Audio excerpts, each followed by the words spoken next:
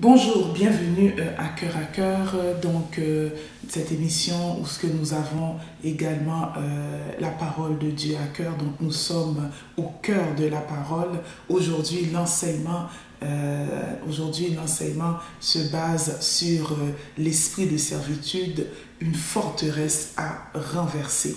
Donc nous vous demandons s'il vous plaît de partager massivement et nous croyons que vous serez bénis par cette étude. Donc restez connectés et nous vous reviendrons dans quelques instants.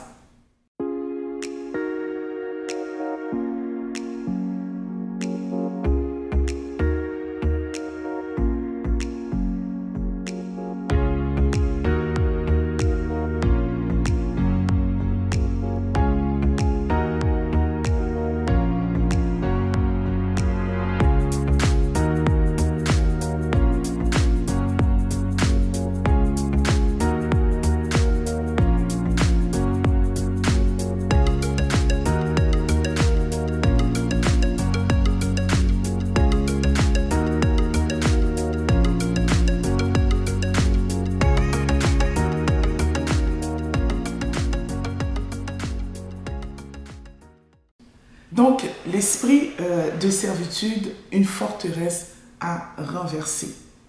Pour commencer, j'aimerais parler du nouveau croyant. Donc, le croyant qui donne sa vie à Jésus-Christ. La première des choses qui se passe dans la vie d'un croyant, il se repentit. Et après s'être repenti, il reçoit bien évidemment le pardon de ses péchés. En recevant le pardon de ses péchés, le nouveau croyant reçoit également l'Esprit de Dieu. Donc, il reçoit le Saint-Esprit. Mais il y a une chose que nous avons oublié de mentionner à tout nouveau croyant. Ils reçoivent également l'autorité de Dieu. Donc, lorsque nous donnons notre vie à Dieu, nous recevons le pardon, nous recevons le Saint-Esprit, bien évidemment, après s'être repenti, bien évidemment, mais nous recevons également l'autorité. Dieu nous donne l'autorité en Christ. Et cela, ce ne sont pas tous les enfants de Dieu qui le savent, qu'ils ont cette autorité en Christ. Et ça m'amène à vous parler de quelque chose qui me tient à cœur. Lorsque nous avons reçu le Saint-Esprit et nous avons cette autorité en Christ, le sacrifice de la croix, elle est parfaite. Le sacrifice de la croix ou l'autel de Christ, elle est puissante. L'autel de Christ nous garantit notre protection. C'est pourquoi la Bible dit que celui qui demeure sur l'abri du Très-Haut repose à l'ombre du Dieu Tout-Puissant. L'autel est le lieu du sacrifice. Et pour que l'autel puisse être vivant, il faut qu'il y ait le sang, n'est-ce pas?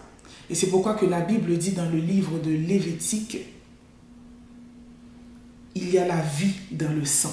Donc, lorsqu'il y a présence de sang, il y a la vie dans le sang. Donc, l'autel vient d'être empuissancé par le sang. Et nous savons que Jésus-Christ, à la croix, son sang a coulé. Laissez-moi vous dire que la croix de Christ, le sang qui a coulé sur la croix de Christ, et ce sang est plus fort que celui d'Abel. Donc, aucun autre autel familial ne peut se tenir devant la croix. La croix de Christ est parfaite. Elle est unique. Elle n'a pas besoin de correction. Elle n'a pas besoin de substitut. Nous avons cette croix et la croix de Christ, maintenant, lorsqu'elle rentre dans la vie d'un chrétien, lorsque le chrétien accepte Jésus-Christ et la croix de Christ, donc le sacrifice de la croix prend place dans la vie du chrétien, plus jamais le chrétien aura besoin de bâtir un autre autel.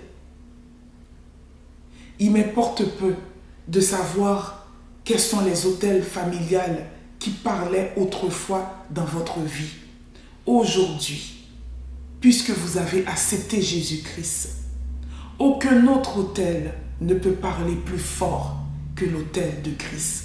Et face à l'autel de Christ, tout autre autel disparaît. Tout autre autel recule devant la puissance de la croix. Et lorsque la puissance de la croix s'établit dans votre vie, elle est établie à tout jamais. Et nous savons que nous sommes maintenant actuellement sous cette nouvelle alliance. Et cette nouvelle alliance nous garantit beaucoup de choses. Et avec cette nouvelle alliance, nous sommes des bénéficiaires de ce que Christ a fait. Christ est le seul garant de cette nouvelle alliance. Et dans cette nouvelle alliance, nous avons la protection, nous avons la vie, nous avons la victoire. Cette nouvelle alliance ne peut être remplacée par autre chose. Nous sommes bénéficiaires et nous bénéficions de toutes les vertus de cette nouvelle alliance. Alors, nul besoin de remplacer l'autel de Christ par un autre autel. Nul besoin de bâtir un autre autel. L'autel de Christ est suffisant pour chaque croyant. La seule chose maintenant, le croyant doit maintenant prendre cette autorité que Dieu lui donne. Cette autorité que Dieu lui donne, il doit tout simplement prendre cette autorité et l'exercer au nom de Jésus. Alors, nous avons vu cela, puisque nous avons établi ces choses. Maintenant, nous allons regarder ensemble quand parle-t-on de forteresse. Nous allons regarder quand parle-t-on de forteresse. Nous parlons de forteresse quand le problème persiste. Donc, lorsque le problème persiste, ça veut dire que l'ennemi s'oppose à notre délivrance. Si vous voyez qu'un problème persiste, c'est que l'ennemi lui-même s'oppose à notre délivrance. C'est pourquoi il est écrit dans le psaume 125, le verset 3, « Car le sceptre de la méchanceté ne restera pas sur le dos des justes, afin que les justes ne tendent pas les mains vers l'iniquité. » Et c'est quoi le sceptre de la méchanceté? Donc, le sceptre de la méchanceté, se traduit par l'opposition démoniaque. Donc, lorsque le sceptre de la méchanceté vient dans la vie d'un enfant de Dieu, c'est une opposition démoniaque. Mais la Bible a dit que, car le sceptre de la méchanceté ne restera pas sur le lot des justes. C'est pourquoi qu'un chrétien ne doit pas accepter, un chrétien ne doit pas se résigner à vivre continuellement, se résigner à vivre sous le sceptre de la méchanceté, parce que c'est une opposition démoniaque. Par exemple, nous pouvons voir plusieurs oppositions démoniaques, par exemple, dans notre mariage, dans notre vie de couple, dans notre vie sentimentale, la rébellion des enfants, la maladie et même dans le ministère. Donc, nous voyons ces forteresses qui se lèvent pour pouvoir, dans nos vies, pour pouvoir nous empêcher à atteindre notre but, pour pouvoir nous empêcher à atteindre notre délivrance. Nous pouvons voir cela également dans la vie de l'apôtre Paul, dans 2 Corinthiens 10, le verset 4. Donc, allons-y dans 2 Corinthiens 10, le verset 4. Donc, Paul a fait face à ces forteresses et nous allons voir qu'est-ce que Paul va dire par rapport à ça.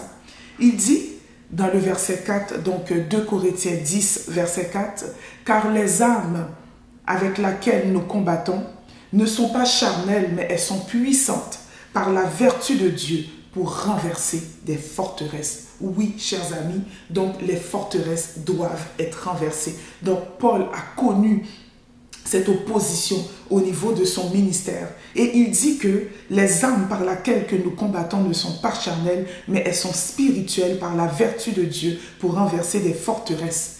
Et Paul dit encore dans le verset 5, nous renversons les raisonnements et toute hauteur qui s'élève contre la connaissance de Dieu. Et nous amenons toute pensée captive à l'obéissance de Christ. Nous pouvons voir également un autre exemple. Jésus lui-même, lors de son ministère terrestre, la Bible nous dit que Jésus lui-même a connu certaines résistances. Les forteresses, ce sont également, ils se positionnent en résistance. Donc, ils nous résistent. Pendant que nous voulons avancer, nous sentons une forte oppression. Et cette oppression nous résiste afin que nous ne puissions pas avancer, afin que nous puissions même reculer. Nous allons voir cette résistance face à l'autorité de Christ lors de son ministère. Donc, nous voyons cela dans le livre de Marc 11, donc Marc 11, le verset 27 et 28. Nous voyons d'abord que l'autorité de Christ est contestée par ces esprits de forteresse. Donc, Marc 11, le verset 27. Donc, lisons ensemble. Ils se rendirent de nouveau à Jérusalem, et pendant que Jésus se promenait dans le temple, les principaux sacrificateurs, les scribes et les anciens vinrent à lui et lui dirent: par quelle autorité fais-tu ces choses et qui t'a donné l'autorité de le faire? Donc, l'autorité de Jésus était contestée. Donc, son enseignement était également contesté par ces forteresses de religieux, par ces esprits, par ces forteresses religieux, pardon. Donc, l'autorité de Christ était contestée. Son enseignement par ces forteresses religieuses était également contesté. Et nous voyons également les œuvres de Jésus-Christ étaient également contestées. Et souvenez-vous de cette femme qui était courbée pendant plus de 18 ans. Et nous voyons qu'il va y avoir une forte opposition qui va se lever après la délivrance de cette femme. Allons regarder cela dans Luc 13, le verset 10 à 17. Luc 13, le verset 10 à 17. Donc, pour ceux qui viennent de se connecter ou bien qui viennent de se joindre à nous, nous sommes dans l'étude de l'esprit de servitude, une forteresse à renverser. Donc, nous disons Luc 13, le verset 10 à 17. Lisons cela. Jésus enseignait dans une des synagogues le jour du sabbat. Et voici, il y avait une femme possédée d'un esprit qui la rendait infirme depuis 18 ans. Retenez qu'elle était infirme depuis 18 ans. Elle était courbée et ne pouvait pas du tout se redresser. Lorsqu'il la vit, Jésus lui adressa la parole et lui dit: femme, tu es délivrée de ton infirmité. Et lui imposa les mains. À l'instant, elle se redressa et glorifia Dieu. Regardez les forteresses qui vont se lever au même instant. Mais le chef de la synagogue, indigné de ce que Jésus avait opéré cette guérison un jour de sabbat, dit à la foule: il y a 6 jours pour travailler. Venez donc vous faire guérir ces jours-là et non pas le jour du sabbat. Jésus répondit dans le verset 15, « Hypocrite, lui répondit le Seigneur, est-ce que chacun de vous, le jour du sabbat, ne détache pas de la crèche son bœuf ou son âne pour le mener à boire? Et cette femme qui est une fille d'Abraham et que Satan tenait liée depuis 18 ans, ne fallait-il pas la délivrer de cette chaîne le jour du sabbat? » Alors vous voyez, lorsque je vous dis que l'ennemi s'oppose à notre délivrance, et donc il s'était positionné dans la vie de cette femme. Pendant 18 ans, elle était courbée. Et une fois que maintenant, que le Seigneur s'approche d'elle, le Seigneur vient pour la guérir. Elle est guérie, l'ennemi se lève. Et maintenant, il conteste, il se lève, il est fâché contre cette délivrance. Parce qu'elle ne devrait pas être guérie à ce moment-là. Elle ne devrait pas retrouver son état normal. Elle devait rester, donc le plan de l'ennemi pour la vie de cette femme, elle devait rester toute sa vie courbée. Mais Jésus dit à la réponse de cet homme, Jésus dit: cette femme qui est une fille d'Abraham et que Satan tenait liée depuis 18 ans, ne fallait-il pas la délivrer de cette chaîne le jour du sabbat? Oui, mes chers amis, oui, à tous ceux qui nous écoutent, à tous nos auditeurs, lorsque l'ennemi s'oppose à votre délivrance, lorsque votre délivrance est contestée, lorsque l'ennemi ne veut pas que vous puissiez avancer, il se positionne en forteresse. Et ces forteresses doivent être renversées de vos vies, coûte que coûte, afin que vous puissiez avoir votre délivrance, afin que vous puissiez recevoir de Dieu ce qu'il vous a promis. Et nous pouvons voir également cela. Nous avons vu Paul face à son ministère. Et Paul le dit, je renverse toute forteresse. Et Paul parle des pensées captives qui ramènent à l'obéissance de Christ. Nous avons vu qu'ils ont contesté ces esprits religieux qui s'étaient positionnés en forteresse contre le ministère de Christ, contre son autorité, contre ses enseignements. Nous avons vu cela. Et nous voyons encore Isaac. Donc je pourrais vous laisser aller le lire. Isaac, la Bible nous dit que Isaac, dans le pays des Philistins, Dieu le rendit puissamment riche. Mais le diable s'est levé également contre les bénédictions d'Isaac. Et il demande à Isaac de quitter le territoire. Parce que Isaac était devenu trop riche. Donc Isaac était devenu prospère. Donc le diable, mes bien-aimés, se lève pas seulement contre notre mariage, pas seulement contre notre famille, pas seulement contre notre santé ou notre ministère, mais le diable se lève également contre nos bénédictions. Et il ne veut pas que nous puissions atteindre nos bénédictions, que nous puissions recevoir ce que Dieu a réservé pour nous. Et nous voyons cela et il demande à Isaac de quitter le territoire parce qu'il était devenu trop riche. Donc le diable s'est élevé contre la bénédiction d'Isaac. Maintenant, la question qu'il faut se poser, pourquoi ces forteresses nous résistent-ils encore? Puisque nous sommes sauvés, pourquoi ces forteresses nous résistent-ils? Donc allons voir cela dans le livre de Matthieu. Matthieu 12, le verset 43 à 44, nous allons vérifier et regarder un principe. Donc, Matthieu 12, le verset 43 à 44. La Bible nous dit, lorsque l'esprit impur est sorti d'un homme, il va par des lieux arides cherchant du repos et il n'en trouve point. Alors il dit, je retournerai dans ma maison d'où je suis sorti, et quand il arrive, il la trouve vide et balayée et ornée. Il s'en va et il prend avec lui 7 autres esprits plus méchants que lui et ils entrent dans la maison. Donc, je sais que cet exemple, c'est parce que la maison était vide. Mais c'est le même principe que le diable va utiliser lorsque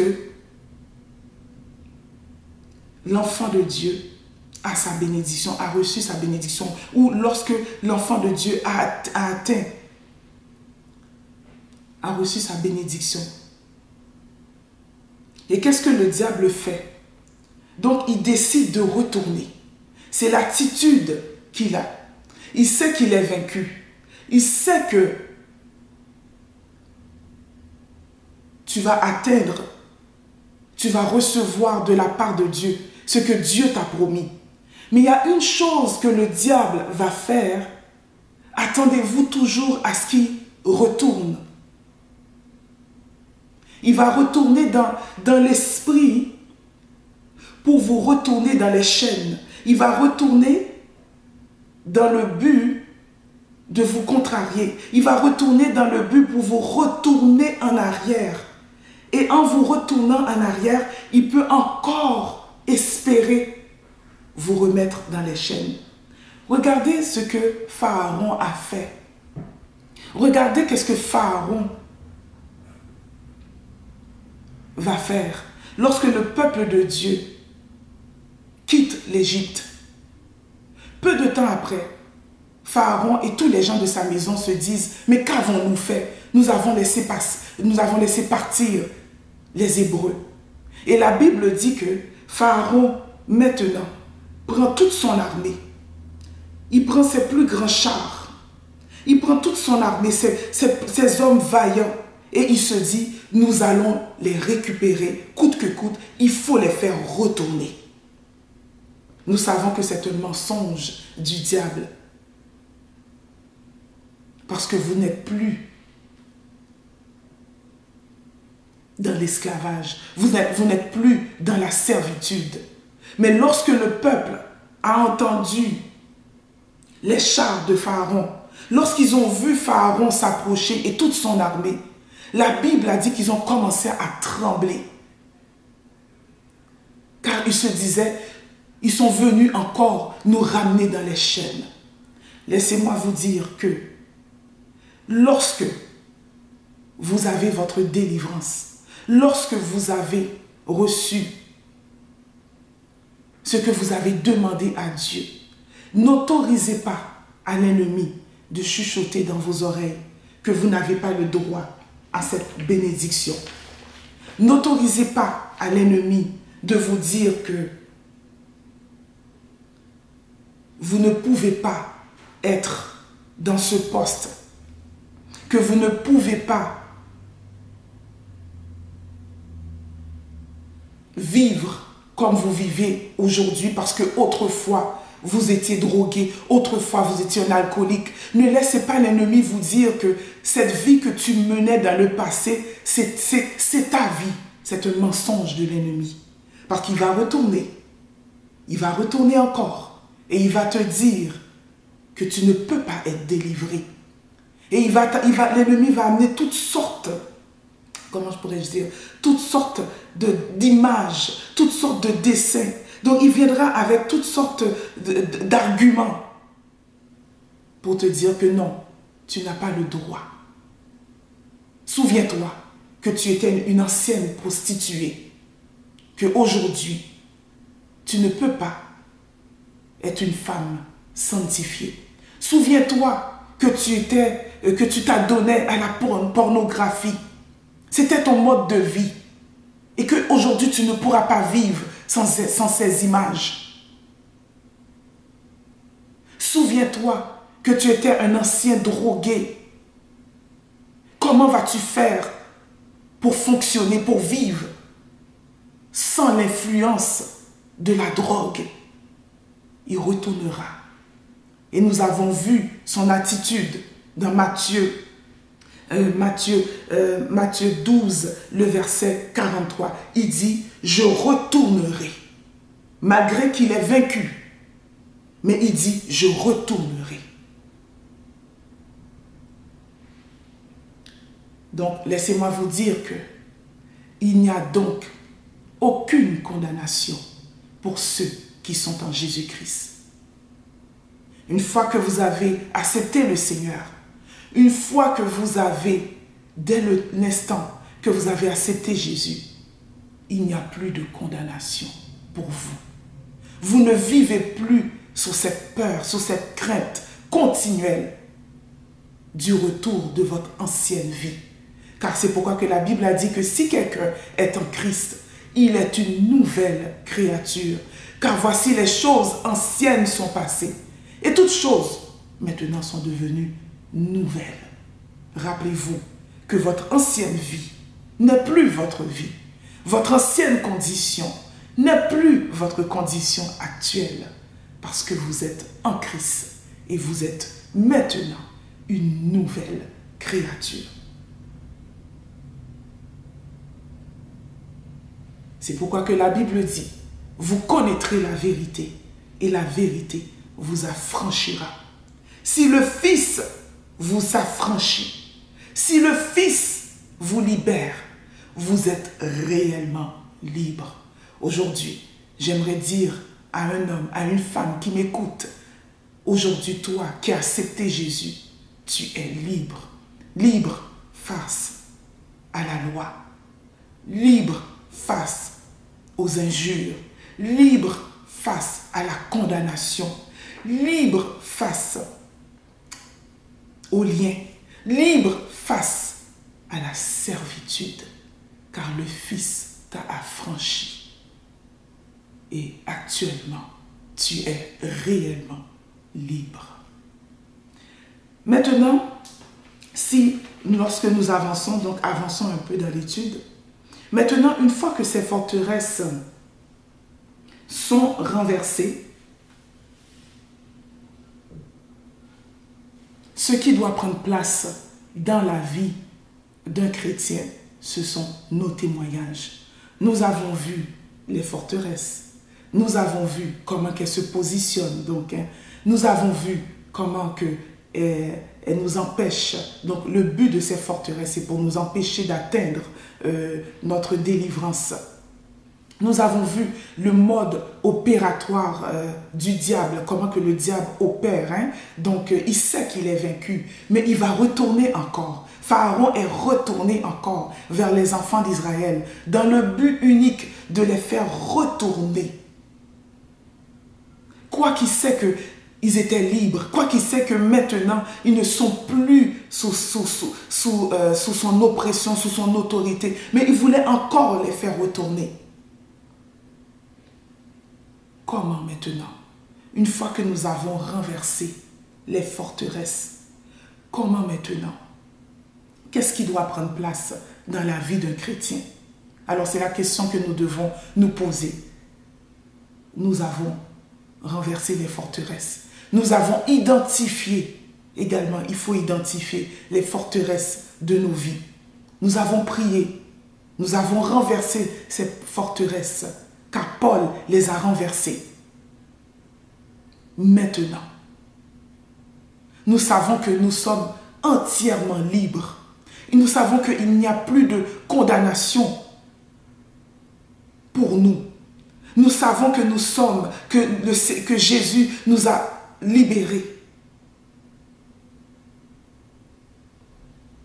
Ce qui doit prendre place par la suite dans la vie d'un enfant de Dieu, ce sont nos témoignages. Donc nous allons voir cela dans Apocalypse 12, le verset 11. Apocalypse 12, le verset 11. Nous allons voir cela et je vais lire pour vous.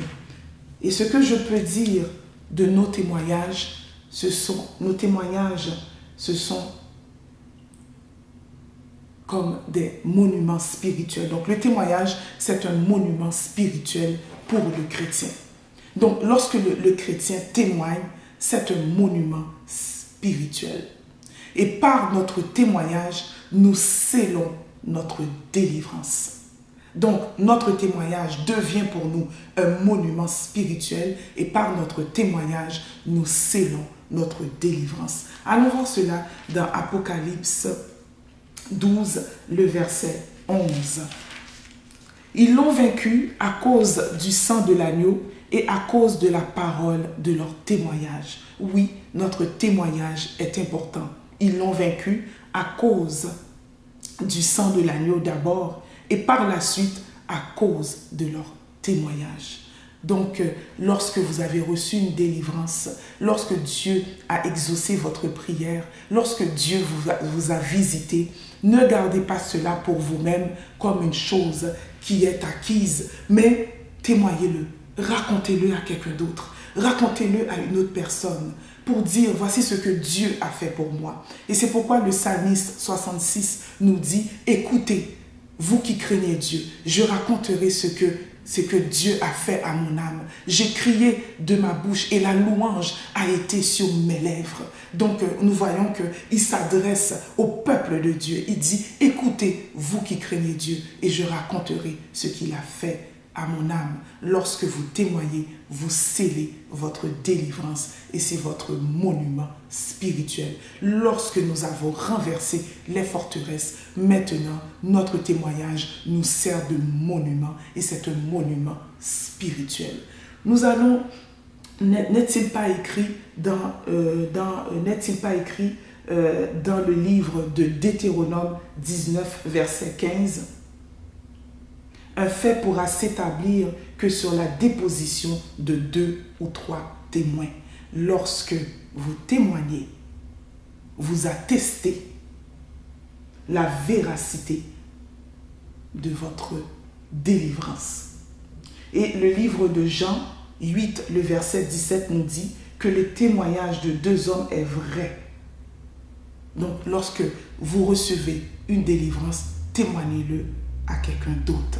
Et le fait est vrai sous la déposition de 2 ou 3 personnes. C'est ce que la Bible nous dit dans Deutéronome 19, 15. Un fait pourra s'établir que sur la déposition de 2 ou 3 personnes. Et cette clé est très importante. Trop souvent, un enfant de Dieu reçoit une délivrance. Oui, il dit merci à Dieu chez lui, dans sa maison. Merci Seigneur pour ce que j'ai reçu. Mais il néglige de témoigner. C'est très important. Il faut témoigner. C'est notre monument spirituel et nous scellons notre délivrance par nos témoignages. Nous allons voir cela également dans Marc 1er, le verset 40, et je vais regarder quelque chose de très important avec vous. Marc 1er, le verset 40. Alors, allons-y dans le livre de Marc 1er, le verset 40.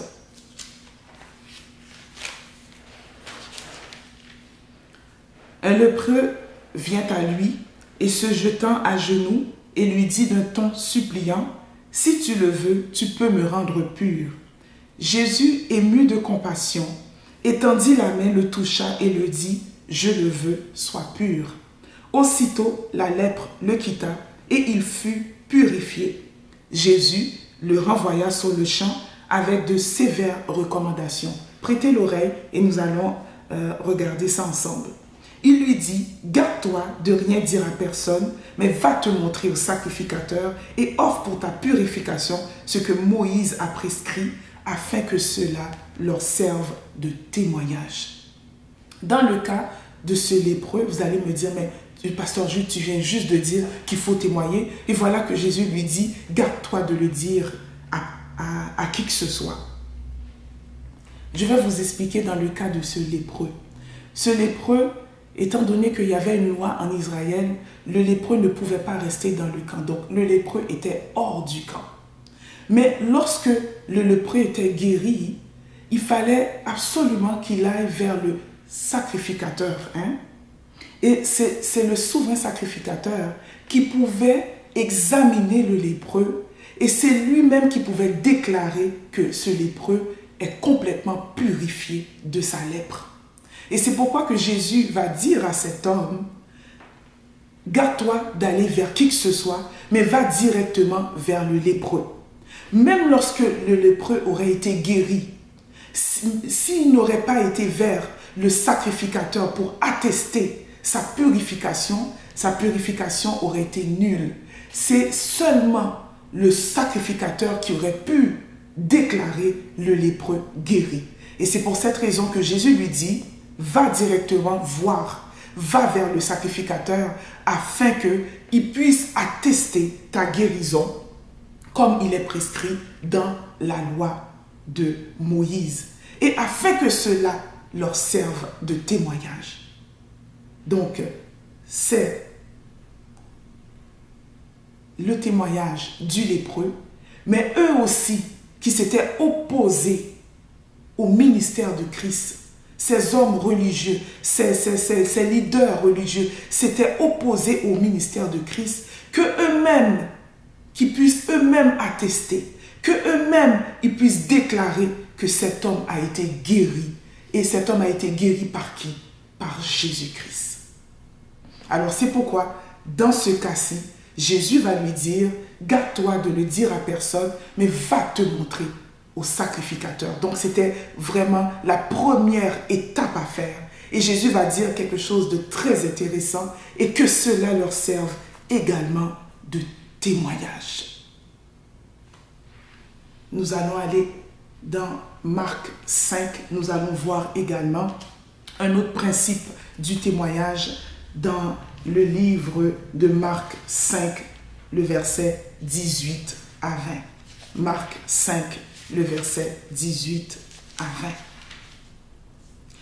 Comme il montait dans la barque, alors je vais vous mettre dans le contexte, donc nous parlons actuellement de cet homme, la guérison de cet homme qui était possédé d'un démon. et c'était sur le territoire de Gadara. Donc, cet homme, donc il avait beaucoup de légions, donc il y avait des légions qui étaient en lui. Donc, il terrorisait la ville. Donc, cet homme ne dormait, donc sa vie était dans les cimetières. Il se flagellait. Donc, cet homme n'avait pas une vie normale. Il vivait comme un animal parce qu'il était possédé, pas par un seul démon, mais la Bible dit par plusieurs démons. C'était des légions de démons qui guidait la vie de cet homme, qui le gardait sous l'oppression, qui le gardait continuellement dans les chaînes. Cet homme était dans les chaînes, il avait pour nourriture, oh mon Dieu, il était dans les cimetières, il avait pour nourriture la poussière, il mangeait des choses, mon Dieu, tout ce qu'il pouvait trouver, parce qu'il était comme un animal. Les démons le gardaient sous l'oppression et il n'avait pas de vie. Mais lorsque Jésus passa sur le territoire de Gadara, la Bible dit que ces esprits impurs sortis de cet homme par la puissance de Jésus-Christ. Jésus-Christ guérit cet homme. Et cet homme revint à son bon sens. Dans le verset 18, comme il montait dans la barque, et celui qui avait été démoniaque lui demanda la permission de rester avec lui. Donc nous savons que cet homme est retourné à son bon sens et il était complètement délivré de ces démons. Et il a fait une demande à Jésus. Il a dit à Jésus, donne-moi la permission de rester avec toi. Au verset 19, Jésus ne lui permit pas, mais il lui dit, va dans ta maison. Va vers les siens et raconte-leur tout ce que le Seigneur t'a fait et comment il a eu pitié de toi. Et il s'en alla. La Bible nous dit, il s'en alla dans le verset 20. Il se mit à publier dans la Décapole tout ce que Jésus avait fait pour lui et tous furent dans l'étonnement. Il alla, il publia. Et nous voyons aussi le lépreux que Jésus avait dit, donc garde-toi, va vers les sacrificateurs, va afin qu'ils puissent attester ta délivrance. Mais la Bible a dit que cet homme a commencé à publier tout ce que Jésus a fait. C'est un principe spirituel. Lorsque Jésus te délivre, lorsque tu as reçu ce dont tu demandais à Dieu, ne le garde pas pour toi comme une chose normale, mais publie-le. Raconte les œuvres de Dieu. Raconte ce qu'il a fait dans ta vie. Et c'est ce que Jésus va dire à cet homme. Car spirituellement, les forteresses dans la vie de cet homme le gardaient sous un joug. Et Jésus est venu. Jésus a brisé le joug de la vie de cet homme. Et maintenant, ces forteresses ont complètement été renversées. Et Jésus lui donne, prend ce principe et lui dit, va publier, va dans ta maison, va vers ta ville, va vers les Décapoles, dis-leur ce que Dieu a fait pour toi. Et la Bible dit, aussitôt, cet homme s'en alla et se mit à publier ce que Jésus a fait.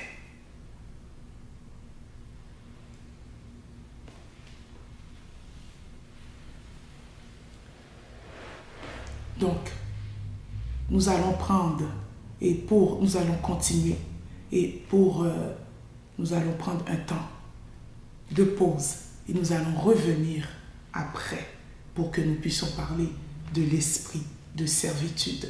Nous avons vu les forteresses et maintenant nous allons parler de l'esprit de servitude. Restez avec nous, restez encore connectés avec nous. Nous allons y revenir.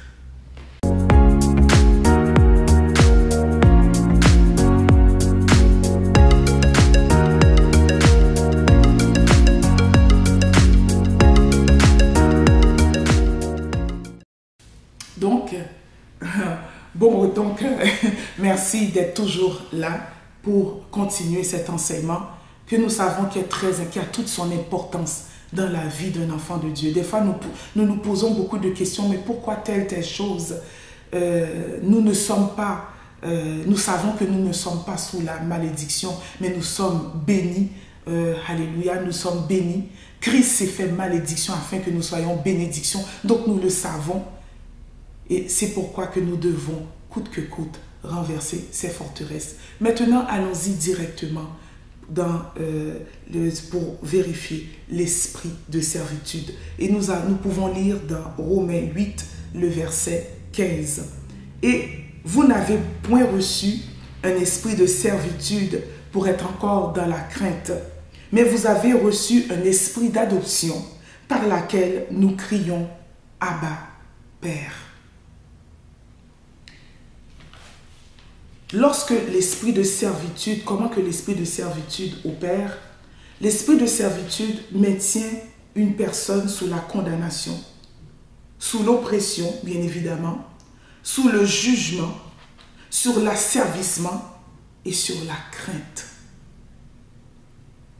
Donc l'esprit de servitude garde très souvent une personne dans la crainte. C'est pourquoi que la Bible dit, vous n'avez pas reçu un esprit de servitude pour être encore dans la crainte. Et nous l'avons vu. Hein? Donc dans la crainte, toujours dans la peur d'avancer, la peur de réaliser quelque chose, la peur de pouvoir accomplir quelque chose, la peur de pouvoir entrer dans le ministère, la peur de vouloir se marier, la peur parce que nous regardons, nous voyons toutes les choses qui nous entourent, les choses ne sont pas, les situations ne sont pas propices, nous regardons cela et nous avons peur d'avancer, nous avons peur d'avancer. L'esprit de servitude garde continuellement dans la peur, dans la crainte. Et c'est pourquoi que Paul dit, vous n'avez pas reçu cet esprit qui vous garde dans la crainte. Mais bien au contraire, vous avez reçu l'esprit d'adoption par laquelle nous crions Abba Père. Voyons voir ce que Dieu dit au sujet de l'esprit d'asservissement. Nous allons regarder cela dans le livre de Actes 7, versets 6 à 7. Allons voir de plus près et examinons de plus près le discours d'Étienne. Allons regarder cela dans le livre de Actes.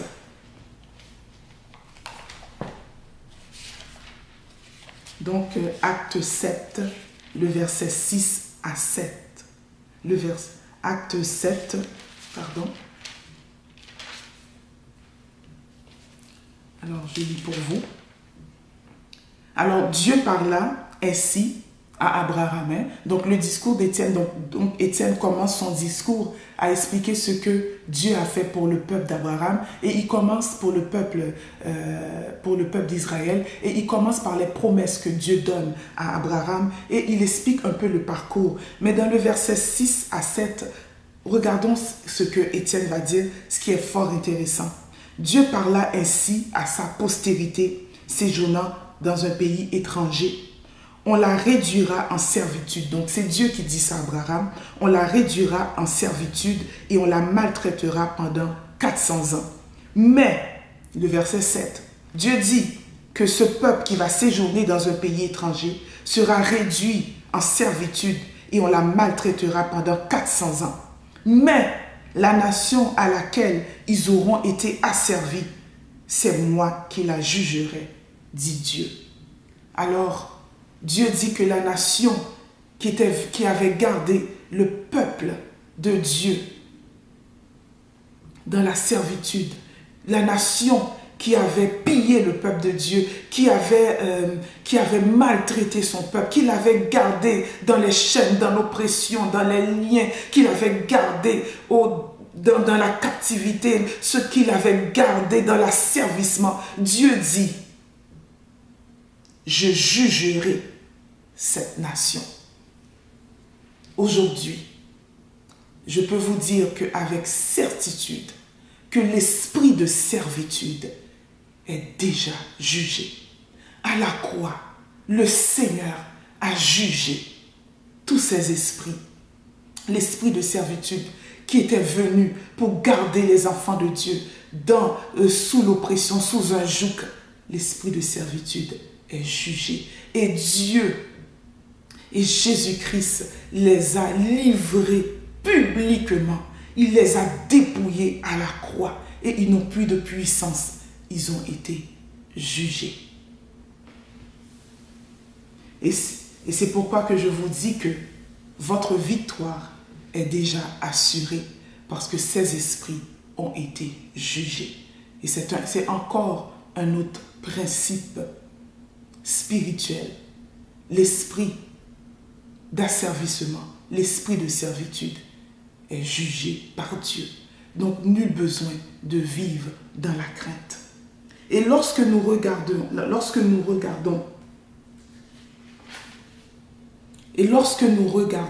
de plus près le livre de Romains au chapitre 8, nous pouvons déceler quelque chose. La Bible nous dit que nous n'avons pas reçu un esprit autre que l'Esprit de Dieu. Et si nous avons reçu l'Esprit de Dieu, donc allons-y pour regarder cela, nous sommes libres. Nous allons regarder cela. Dans le verset 14, il dit « Car tous ceux qui sont conduits par l'Esprit de Dieu sont fils de Dieu. » Donc, celui qui est encore sous la servitude n'est pas fils de Dieu. Mais si vous avez accepté Jésus, vous avez reçu le Saint-Esprit, c'est-à-dire que vous êtes maintenant des fils de Dieu. C'est pourquoi la Bible dit à tous ceux qui l'ont reçu, à tous ceux qui croient en son nom, il a donné le pouvoir de devenir enfants de Dieu.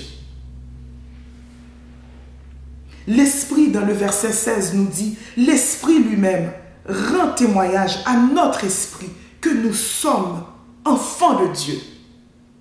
Regardez bien, la Bible n'a pas dit que l'Esprit nous convainc que nous sommes enfants de Dieu. Mais la Bible dit que l'Esprit rend témoignage à notre esprit.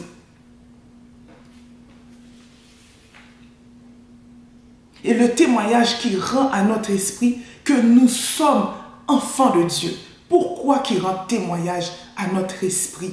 Parce que lorsque l'ennemi vient pour nous combattre, il vient d'abord nous combattre dans notre pensée. Il vient d'abord nous combattre. Il vient d'abord nous combattre dans notre pensée, dans notre esprit.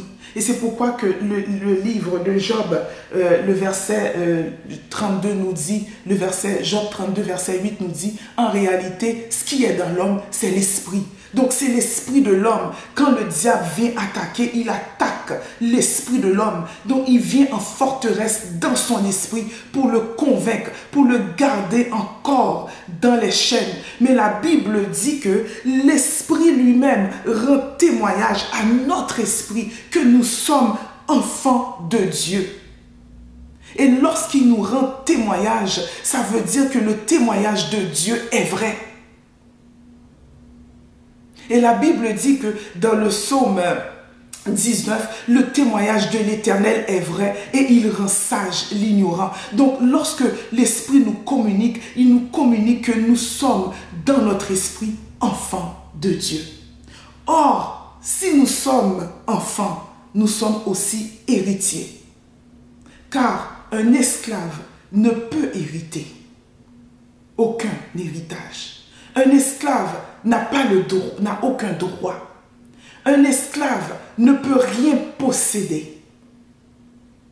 Souvenez-vous, lorsque Abraham n'avait pas encore de fils, il parlait à Dieu, il dit, Seigneur, voilà que je n'ai point de postérité. C'est Eliezer de Damas qui va hériter de mon héritage. Et Dieu lui dit, non, Abraham, c'est pas lui, c'est pas le serviteur, c'est pas l'esclave, c'est pas le serviteur qui va hériter de ton héritage, mais c'est le fils, celui-même qui sortira de tes entrailles. Ton fils héritera de ton héritage. Maintenant, sachez que l'héritage que Dieu a pour vous, vous pouvez maintenant avec assurance vous approcher pour pouvoir récupérer cet héritage, pour pouvoir aller chercher cet héritage, parce que vous êtes des fils. Et lorsque nous sommes des fils, nous avons droit à l'héritage. Nous sommes des héritiers. Et la Bible dit que nous sommes des héritiers avec Dieu et co-héritiers avec Christ. Alléluia. Co-héritiers avec Christ. Et cela un esclave.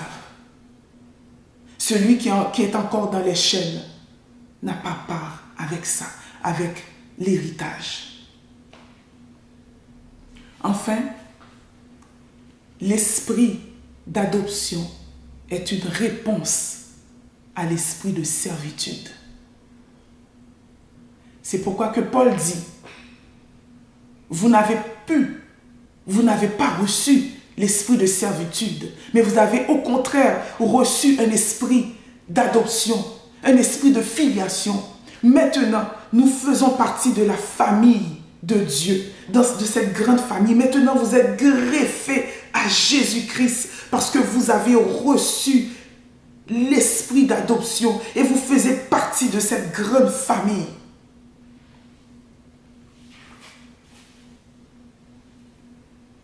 Vous n'avez plus à craindre quoi que ce soit parce que vous êtes libre et que vous avez le droit à votre héritage. L'héritage des enfants de Dieu, c'est la bénédiction. L'héritage des enfants de Dieu, c'est la prospérité. L'héritage des enfants de Dieu, c'est la guérison. L'héritage des enfants de Dieu, c'est la paix, c'est la joie. L'héritage des enfants de Dieu, c'est la sanctification. L'héritage des enfants de Dieu, c'est la liberté. L'héritage des enfants de Dieu, c'est le salut. Nous avons reçu notre héritage et nous y avons le droit parce que maintenant, nous sommes devenus des enfants de Dieu.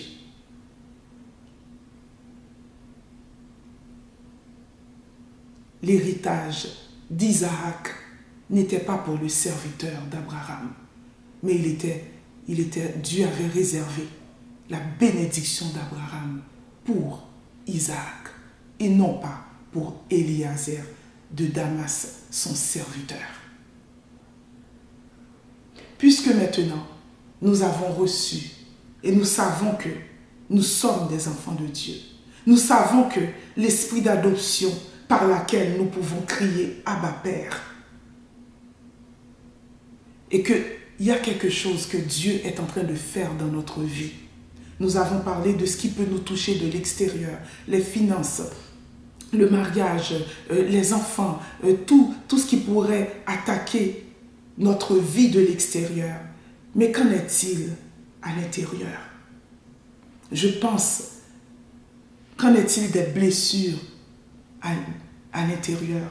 Je pense à ceux qui ont connu des agressions verbales, physiques, psychologiques, ceux qui ont connu des blessures intérieures et qui vivent, qui portent ce fardeau. Aujourd'hui, Jésus veut te délivrer. Je parle à quelqu'un aujourd'hui qui porte un fardeau, qui porte ce fardeau depuis tant d'années, d'une blessure intérieure, d'un viol, d'une agression quelconque, physique, verbale, psychologique. Aujourd'hui, puisque tu es enfant de Dieu, par l'esprit d'adoption, par le Saint-Esprit de Dieu, le grand consolateur par excellence pour nous consoler de toutes nos blessures, Dieu veut guérir quelqu'un aujourd'hui. Et ce travail, cette œuvre, le Saint-Esprit veut rentrer dans les profondeurs. Le Saint-Esprit veut rentrer dans les cœurs pour pouvoir aller te chercher, pour pouvoir guérir, pour pouvoir penser les blessures. Et j'entends quelqu'un dire, j'ai été tellement blessé, j'ai été tellement humilié, j'ai été rejeté, j'ai été abandonné. Mais aujourd'hui, puisque tu es enfant de Dieu, laisse le Saint-Esprit te relever. Laisse le Saint-Esprit te guérir. Laisse le Saint-Esprit t'amener à pardonner. Laisse le Saint-Esprit, par l'esprit d'adoption, laisse le Saint-Esprit, écoute la voix de l'Esprit qui te parle et qui te témoigne que tu es un enfant de Dieu et que tu as le droit aussi à la guérison intérieure. Et enfin, 2 Corinthiens 16, le verset 18 nous dit, « Je serai pour eux un père, et vous serez pour moi des fils et des filles. » 2 Corinthiens 6, le verset 18, « Je serai pour eux un père, et vous serez pour moi des fils et des filles, dit le Seigneur Tout-Puissant. » Aujourd'hui, avec certitude, avec conviction, avec joie, nous pouvons crier « Abba, Père, Abba, Père, Abba, Père, Abba, Père, car notre Dieu, il est également notre Père. Et le Seigneur dit, je serai pour toi un Père. Viens à moi, laisse-moi te consoler et je prendrai soin de toi. Et tu seras pour moi un fils, tu seras pour moi une fille. Abba, Père. Et aujourd'hui, ma prière est pour quelqu'un qui n'avait jamais connu l'amour d'un père, pour une personne qui n'avait jamais connu l'amour d'une mère, pour une personne qui n'avait jamais connu, même en étant dans son mariage, l'amour de son mari, une personne qui a été maltraitée, une personne qui a été humiliée toute sa vie. Laisse le Saint-Esprit opérer cette grande guérison à l'intérieur de toi. Laisse le Saint-Esprit faire ce grand travail. Et que l'esprit d'adoption, alléluia, soit libéré dans la vie de tous les enfants de Dieu. Que l'esprit d'adoption puisse couvrir tous ceux qui nous écoutent aujourd'hui. Et que pendant que moi-même, je me sens rempli de l'esprit d'adoption, nous crions ensemble, Abba, Père. Que Dieu vous bénisse. Nous étions au cœur de la parole. Soyez richement bénis et merci de nous avoir suivis jusqu'à la fin. Et je vous dis à une prochaine étude. Que Dieu vous bénisse.